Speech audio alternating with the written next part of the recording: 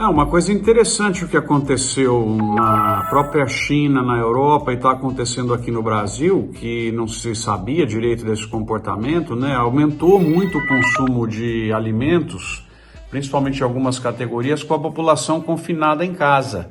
Logicamente que houve uma troca do canal varejista, né, do canal de supermercados, que absorveu parte do que deixou de ser consumido no restaurante.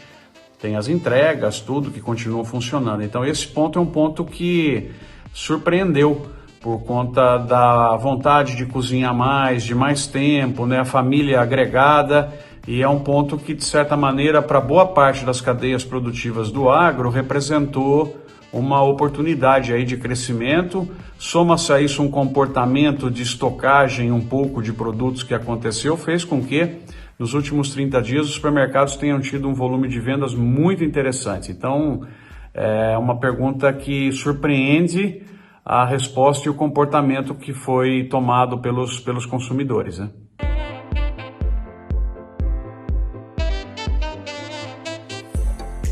Essa pergunta é difícil, viu? A capacidade nossa de recuperação vai depender do tempo em que ficar essa paralisação quase que total de atividades. Quanto antes ela acabar, mais rápido começa aí a nossa recuperação. Então eu sou favorável a uma liberação parcial já das atividades, tomando toda a segurança possível para que a economia do país volte a caminhar novamente e proibindo aquelas de maior risco por mais tempo, né, para que possa também ir acontecendo aí uma imunização gradual da população brasileira sem sobrecarregar o sistema de saúde. É preciso começar a soltar já, porque senão a nossa recuperação vai ser muito difícil, né? Vai ter interrupção já de contratos, de aluguéis e uma série de coisas que muitos negócios não aguentam um período muito longo.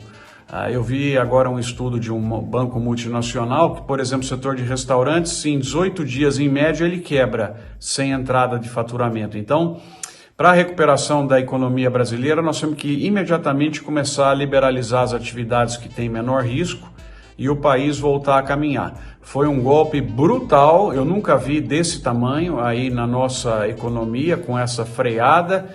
Nós não sabemos ainda direito quais os impactos que tem pela frente, mas a gente tem que manter o otimismo, que vai dar certo e a gente começa a acelerar outra vez.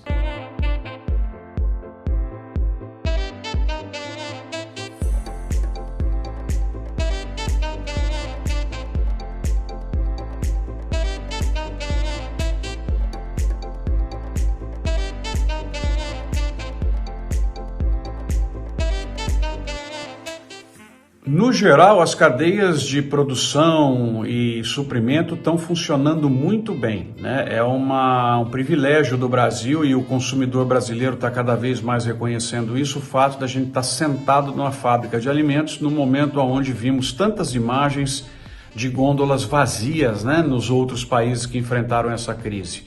Tem um ou outro problema pontual, com interrupção de rodovia, com prefeitos ou governadores que fizeram gestos acima dos necessários, mas isso não tem prejudicado até hoje aí o abastecimento, e eu creio que não vai prejudicar.